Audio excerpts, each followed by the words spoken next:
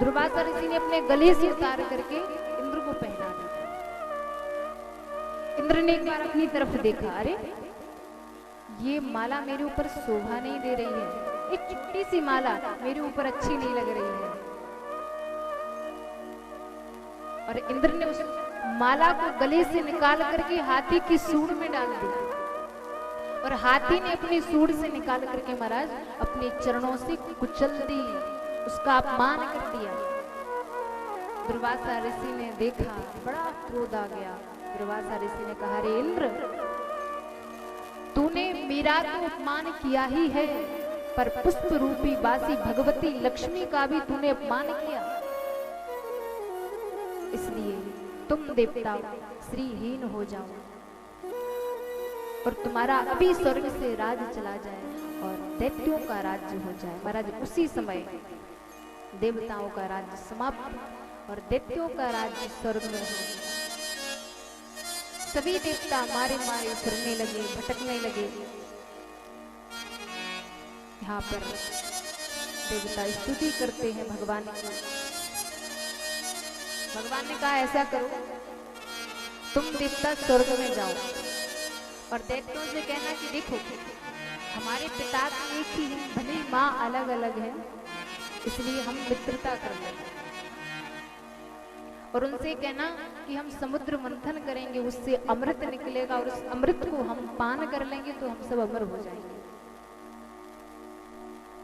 प्रभु इतना कह करके अंतर ध्यान हो गए। देवता एकत्रित होकर के स्वर्ग में जाते हैं और दैत्यों से संधि करते हैं। कहा कि देखो, भले हमारी माँ अलग अलग है पर पिता तो एक ही है, हम मिलकर के समुद्र मंथन करेंगे, उससे जो अमृत तत्व मिलेगा उसको पान करके हम देवता और दैत्य दोनों ही अमर हो जाएंगे, हम अमर हो जाएंगे। और महाराज देवताओं ने दैत्यों से संधि कर ली। सुंदर समुद्र मंथन की तैयारी हुई। बांसुरी नाग की रस्सी बनाई, मंदराचल पर्वत की मथानी बनाई और एक तरफ देवता लग गए, दूसरी तरफ दैत्य लग गए। समुद्र मंथन प्रारंभ हो। और जब समुद्र मंथन प्रारंभ हुआ तो पर्वत जो है ना महाराज नीचे को जाने लगा। तुरंत मेरे प्रभु ने कच्छप अवतार धारण किया और अपनी पीठ पर उस मंदराचल पर्वत को धारण कर लिया। पुनः मंथन होता है तो महाराज विष निकलता है, और जैसे ही विष निकला महाराज सभी दूर दूर हो गए। और तुरंत भोलेनाथ को याद किया। जब भी कोई विपत्ति आती है, जब भी कोई कष्ट आता है ना, भोलेनाथ को याद किया जाता है, क्योंकि इनको विष पीने का, जहर पीने का बहुत सुंदर अभ्यास है। आज जैसे ही विपत्ति आई तो भोलेनाथ को याद किया, भोलेनाथ को याद किया। मेरे भोलेनाथ आए और राम कहकर के उस जहर को, उस विष को पान कर गए। ना तो भोलेनाथ ने उस जहर को अंदर जाने दिया, ना बाहर आने दिया, कंठ में रख लिया। भोलेनाथ ने विचार किया कि यदि जहर बाहर चला जाएगा तो महाराज दुनिया में रहने वाले जीव खत्म हो जाएंगे, और यदि अंदर चला गया तो हृदय में बैठे मेरे प्रभु श्री राम को कष्ट होगा, इसलिए कंठ में धारण कर लिया। तो मेरे भोलेनाथ का एक नाम नीलकंठ पड़ा। भोले नीलकंठ भगवान की। इस प्रकार पुनः मंथन होता है। कौस्तुभ नाम की मणि निकली जो मेरे प्रभु ने कंठ में धारण की। लक्ष्मी का प्राकट्य हुआ। तो महाराज दैत्य देवता सभी पाना चाहते, लक्ष्मी हमें मिले, लक्ष्मी हमें मिले। लेकिन मैया लक्ष्मी ने माला डाली भगवान नारायण के गले में, क्योंकि लक्ष्मी तो सदा सदा से गोविंद की है, गोविंद की थी। इसके बाद महाराज पुनः समुद्र मंथन होता है तो कल्प वृक्ष निकलता है जो कि स्वर्ग में स्थापित किया गया। अप्सराएं निकली, स्वर्ग में भेजी गई।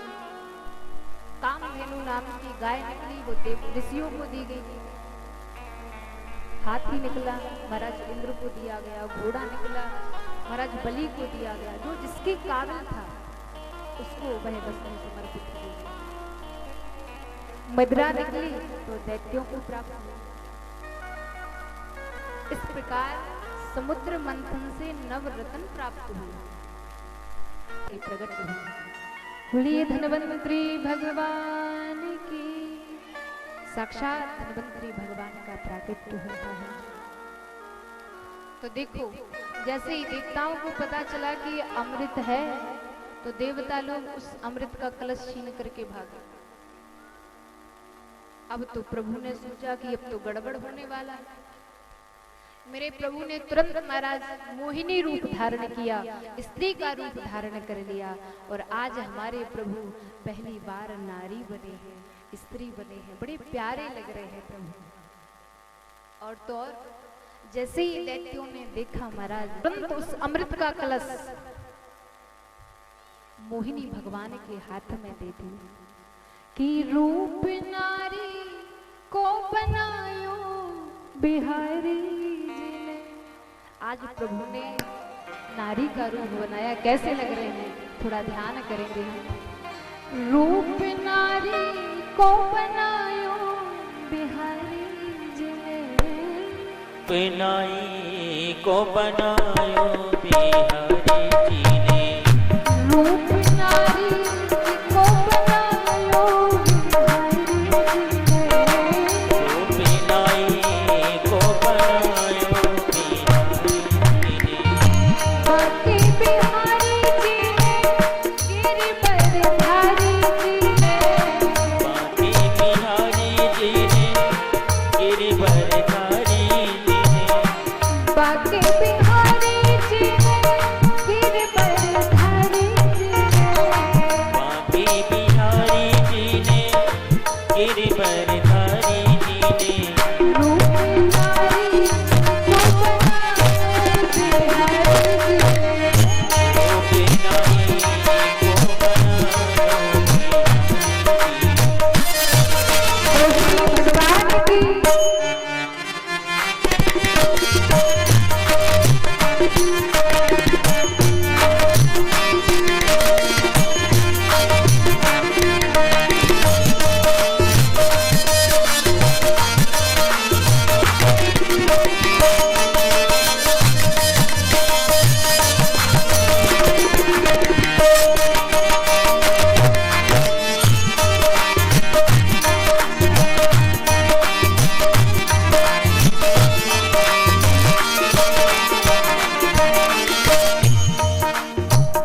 भगवान और कैसे लग रहे हैं मोहिनी भगवान? कितना दिव्य स्वरूप है प्रभु का। कैसे लग रहे हैं? तो माथे पे बिंदिया, आंखों में काजल, हाथी में बिंदिया, हाथों में काजल। माथे पे बिंदिया, आंखों में काजल, माथे में बिंदिया, और इतना ही नहीं, नथ पहने झलकारी बिहारी जी ने, पहनी झलकारी बिहारी जी ने। रूप नारी को बनायो बिहारी जी ने। रूप नारी को बनायो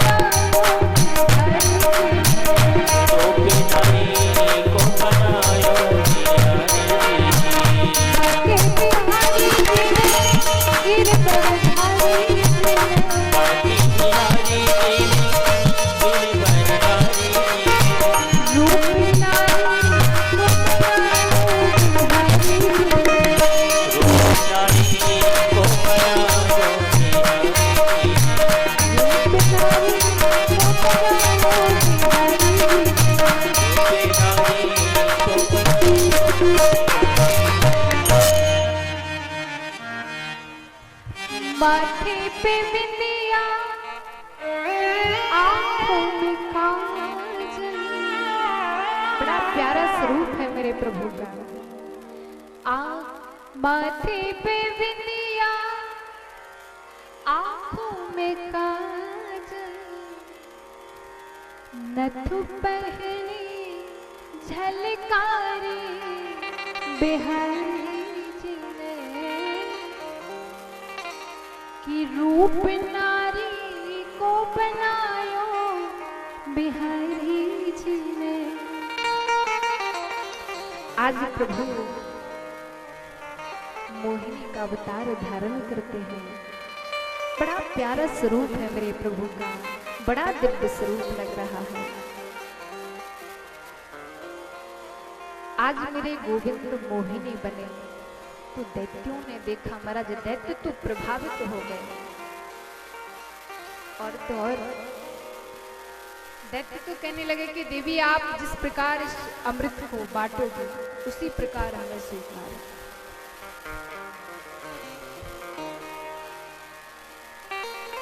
महाराज दैत्यों ने तुरंत उस अमृत का कलश मोहिनी भगवान के हाथ में दे दिया। मोहिनी भगवान ने कहा कि देखो दैत्यों, मैं आपको एक बात बताऊं कि जो ऊपर का पतला पतला है ना, वो थोड़ा पहले देवताओं को पिलाए देते, आपको बढ़िया वाला पिलाएंगे बाद में। अब दैत्य तो भी मुग्ध थे, बोले हाँ ठीक है दे दीजिए, जैसा आपको वैसा है। एक तरफ देवताओं को बिठा दिया, दूसरी तरफ दैत्यों को बिठा दिया। सबसे पहले देवताओं को पिलाना शुरू किया, पर उन दैत्यों में एक दैत्य बड़ा चतुर था। उसने दिमाग लगा लिया कुछ ना कुछ चाल है, और महाराज वो देवताओं के बीच में जाकर के बैठ गया, सूर्य चंद्र के बीच में जाकर के बैठ गया। और प्रभु अमृत पिला रहे थे, यहाँ तक कि उस दैत्य को भी पिला दिया। जैसे ही महाराज चंद्र ने देखा, कहा कि प्रभु ये तो दैत्य है। जब तक तो उसके कंठ से नीचे अमृत पहुंच गया था, महाराज मेरे प्रभु ने तुरंत सुदर्शन चक्र निकाला, उसका सर धड़ से अलग कर दिया। तो उसके दो भाग हो गए, जिसे हम कहते हैं राहु और केतु, जो ग्रहों में स्थापित किए गए। इस प्रकार महाराज आज मोहिनी भगवान ने देवताओं को अमृत पिलाया और पुनः से देवताओं का राज्य हो गया। यहाँ पर जितने भी दैत्य मारे गए, शुक्राचार्य जी महाराज ने अपनी संजीवनी विद्या से सभी को जीवित कर दिया। अब महाराज जो दैत्यों के राजा थे बलि, इन्होंने संतों की सेवा करना शुरू कर दी महाराज। और जब संतों की सेवा की, संत बड़े प्रसन्न हो गए तो एक बड़ा सुंदर रथ दिया, और उस रथ में बैठ करके राजा बलि ने स्वर्ग में चढ़ाई कर दी और सभी देवताओं को स्वर्ग से निकाल दिया। पुनः से दैत्यों का राज्य हो गया। तो जो देवताओं की माँ थी अदिति, उनको चिंता हो गई, कह रहे मेरे पुत्रों को राज्य से हटा दिया गया, तो बड़ी चिंता सताने लगी। कश्यप मुनि ने कहा कि देवी आप पयोव्रत धारण करो, जिससे आपके यहाँ सुंदर एक पुत्र की प्राप्ति होगी, जो साक्षात भगवान होंगे। आज अदिति ने पयोव्रत धारण किया, लेकिन सुंदर समय में भादों का महीना आया, अभिजित मुहूर्त आया, और महाराज दिन के ठीक 12 बजे वामन भगवान का अवतार हो गया। बोलिए वामन भगवान की। और जैसे ही वामन भगवान ने अवतार लिया महाराज, 52 अंगुल के वामन भगवान, किसी ने छत्र दिया, किसी ने कमंडल दिया, किसी ने कुछ दिया, किसी ने कुछ दिया महाराज। इस प्रकार वामन भगवान आगे बढ़ते हैं। इनके गुरु जो थे महाराज बृहस्पति, उन्होंने कहा हम छोटी मोटी दक्षिणा से प्रसन्न नहीं होने वाले। तुम जो राजा बलि थे, उन्होंने अपने जीवन में बहुत यज्ञ कर लिए, जो कि 100वां यज्ञ चल रहा था। राजा बलि का सोमा यज्ञ चल रहा था। अब महाराज बामन भगवान सीधे राजा बलि के यहाँ पहुंचते हैं।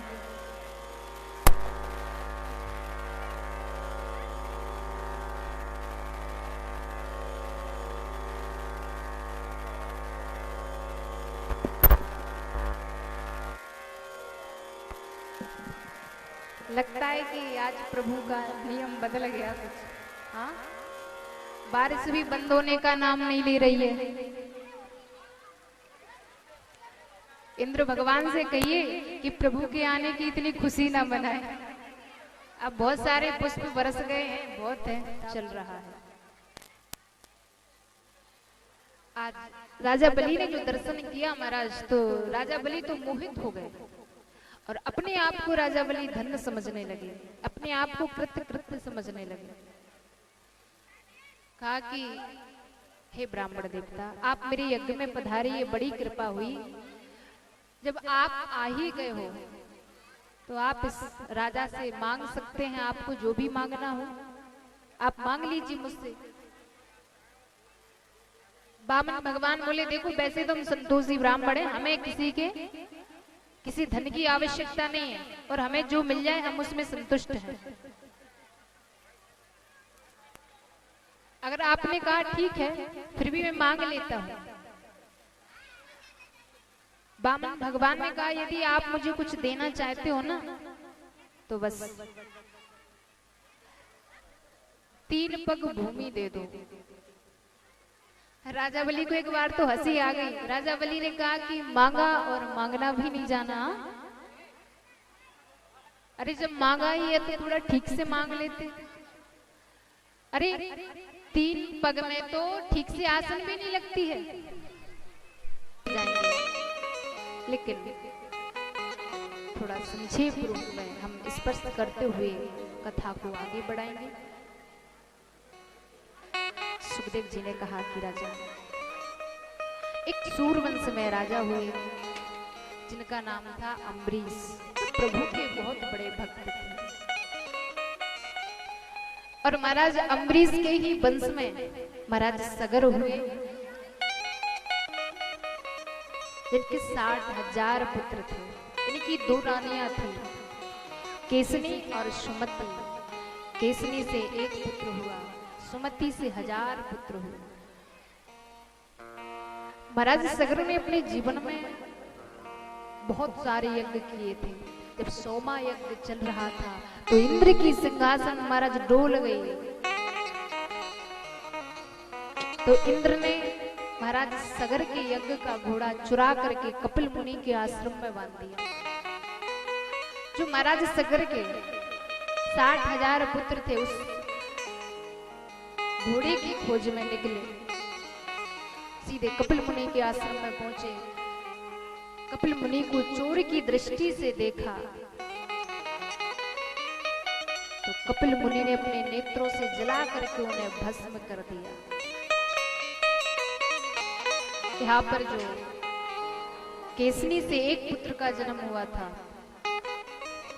असमंजस, और असमंजस के हुए अंशुमान। इन्होंने बहुत तपस्या की गंगा मैया को लाने के लिए। असमंजस महाराज के पुत्र हुए दिलीप। दिलीप ने भी भारी तप किया, लेकिन गंगा मैया को ना ला सके। इसके बाद इनके पुत्र हुए भागीरथ। भागीरथ महाराज ने बहुत तप किया, भागी हो गए और कहा कि हे भक्तराज, जब मैं पृथ्वी पर आऊंगी तो मेरा वेग कोई सहन नहीं कर पाएगा, इसलिए पहले भोलेनाथ को मनाओ। भोलेनाथ को मनाया और कल कल करती हुई गंगा मैया शिवजी की जटाओं में समाहित हो गई और शिवजी ने अपनी जटाओं से खोला तो महाराज इस भारत की भूमि पर, इस धरा पर गंगा मैया बहती हुई आई और जहां पर 60,000 पुत्र पड़े हुए थे उनको स्पर्श करके उस ब्रह्मदंड से मुक्त कर दिया। अब मुझे कितनी बार कहना पड़ेगा, आप लोग बहुत शोर कर रहे हैं। जो हमारे बड़े समझदार भाई हैं, मैं उनसे प्रार्थना करूंगी थोड़ा ये जो छोटे छोटे बच्चे शैतानी कर रहे हैं, शोर कर रहे हैं, उनको शांत बना करके रखें। और कल कल करती हुई गंगा मैया भारत की भूमि पर आए। महाराज भागीरथ के वंश में खटवांग हुए, खटवांग के दीर्घबाहु हुए, दीर्घबाहु के रघु महाराज के पुत्र अज हुए और अज महाराज के पुत्र महाराज दशरथ हुए। महाराज जो अयोध्या के राजा है महाराज दशरथ, और महाराज दशरथ धर्म धुरंधर गुण निधि ज्ञानी हृदय भगति मति सारंग पानी, बड़े ज्ञानी है, शास्त्रों के जानकार है। और महाराज की 3 रानियां हैं, कौशल्या, कैकेयी, सुमित्रा, जो कि महाराज के अनुकूल चलने वाली ऐसी रानियां हैं। महाराज दशरथ जी हर प्रकार से आनंदित हैं, लेकिन यानी कि यहाँ संतान नहीं है, दुख इसी बात का है कि एक बार भूपति मन माही भई गलाने मोरे सुतना। एक बार महाराज दशरथ को चिंता हुई कि मेरे यहाँ कोई संतान नहीं है, कोई पुत्र या पुत्री नहीं है। एक ही बार क्यों हुई, कहती बार बार क्यों नहीं हुई,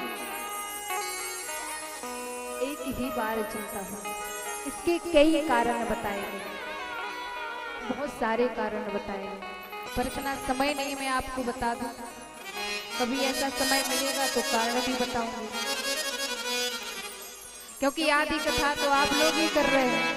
हाँ, यहाँ से हम बोल तो महाराज दशरथ ने क्या किया, सीधे गुरु के चरणों में गए, गुरुकुल पहुंचे, महाराज वशिष्ठ जी के चरणों में जाकर निवेदन किया।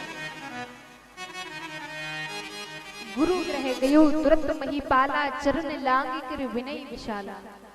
गुरु के चरणों में जाकर के निवेदन किया, प्रार्थना की और कहा कि हे गुरुदेव, देखो मैं आपको बता दूं, जब आप गुरु की शरण में जाएं तो कैसे जाना चाहिए, महाराज दशरथ जी से सीखिए।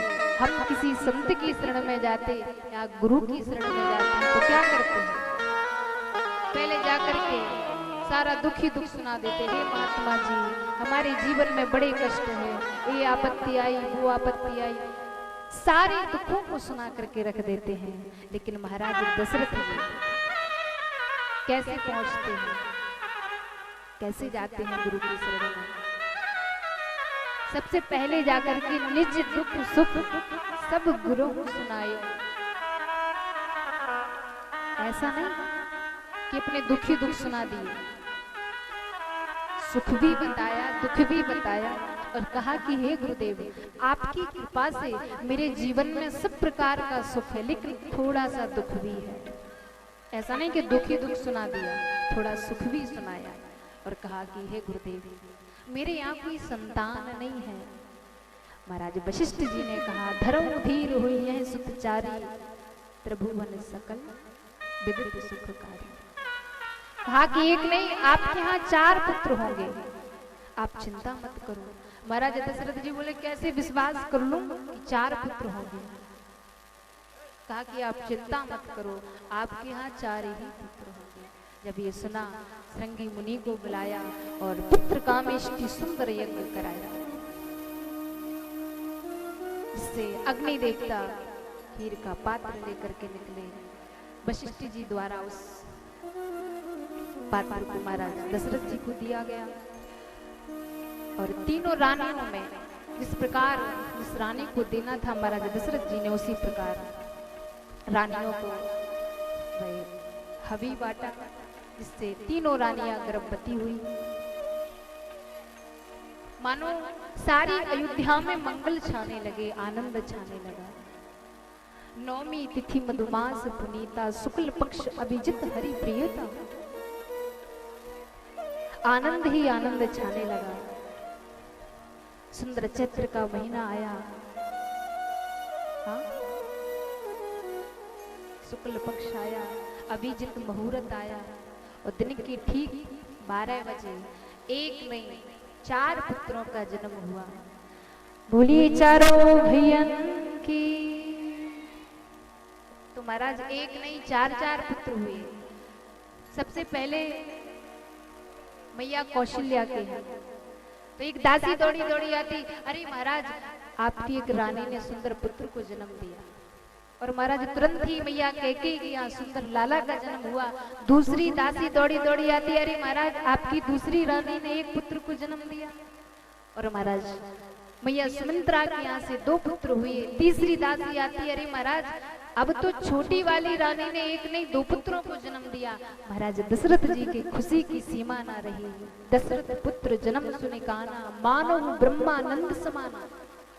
आज दशरथ जी को ऐसे लगा कि पृथ्वी पर ब्रह्म उतर आया हो। और महाराज सारी अयोध्या में खुशी का माहौल हो गया। और सारी अयोध्या में प्रभु के आने की खुशियां मनाई जाने लगी। केवल महाराज दशरथ को खुशी नहीं, पूरे अयोध्या में खुशी मनाई गई। और सभी अयोध्यावासी बधाई देने के लिए आते हैं। आइए हम भी बधाई गाएंगे और बड़े प्यार से प्रभु श्री राम जी को बधाई देंगे। जन्मे है चारों भैया अवध में बाजे बधैया। जन्मे है चारों भैया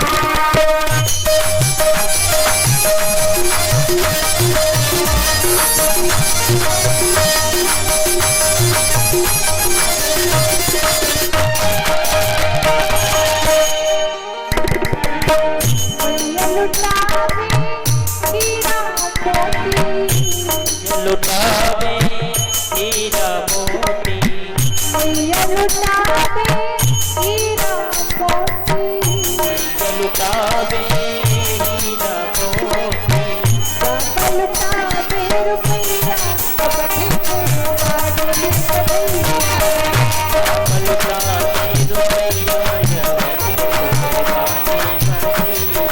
जग में है रात रघुवैया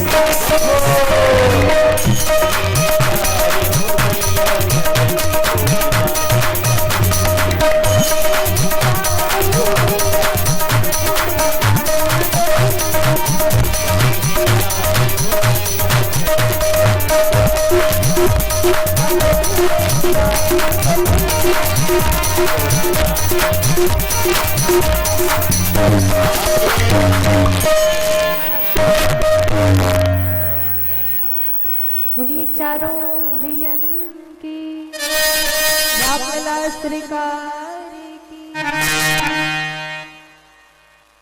अभी आपका ये हाल है कि जयकारा लगाने में आप विचार किया मैं अपनी बहन का विवाह करूंगा तो समाज के लिए अच्छा भी बन जाऊंगा। पर मैं आपको बता दूं नाटक ज्यादा समय तक चलता नहीं है।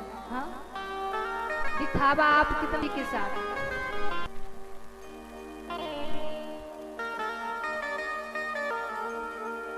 तो महाराज इस प्रकार वसुदेव जी के साथ देवकी का रिश्ता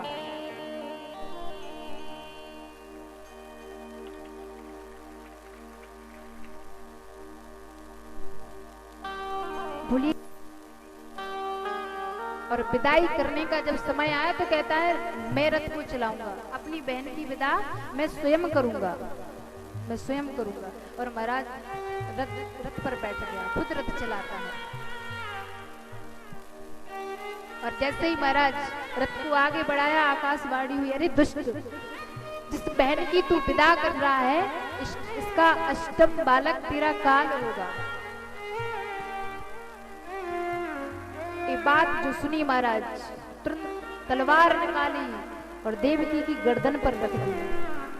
वसुदेव जी ने कहा कि महाराज कंस, आप सबसे बड़ी भूल कर रहे हैं। सबसे पहली बात कि आपकी बहन है, दूसरी बात एक नारी पर शस्त्र नहीं उठाना चाहिए, एक नारी पर शस्त्र नहीं उठाना चाहिए। तीसरी बात आप राजा हैं, ये आपके लिए शोभनीय नहीं है, ये आपके लिए शोभा नहीं देती।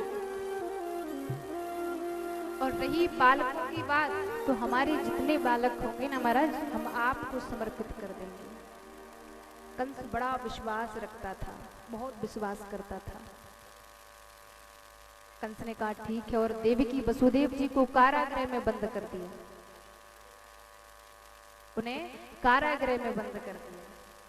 पहले बालक का जन्म हुआ, कंस को महाराज वसुदेव ने सौंपा। लेकिन कंस के अंदर दया आ गई। नारद जी ने कहा नहीं नहीं, अगर कंस के अंदर दया आ गई तो प्रभु का आना कैंसिल हो जाएगा, कंस के अंदर दया नहीं आनी चाहिए। और महाराज तुरंत नारद जी गए, नारद जी ने ऐसा जादू चलाया कि कंस की बुद्धि बदल गई और कंस पुनः कारागार में जाता है।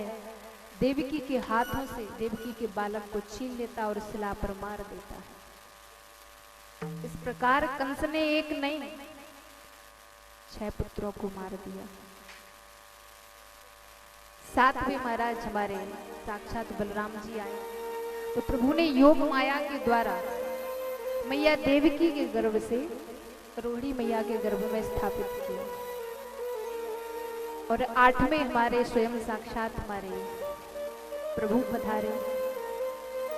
सभी देवी देवता प्रभु की गर्भस्थ स्तुति करते हैं।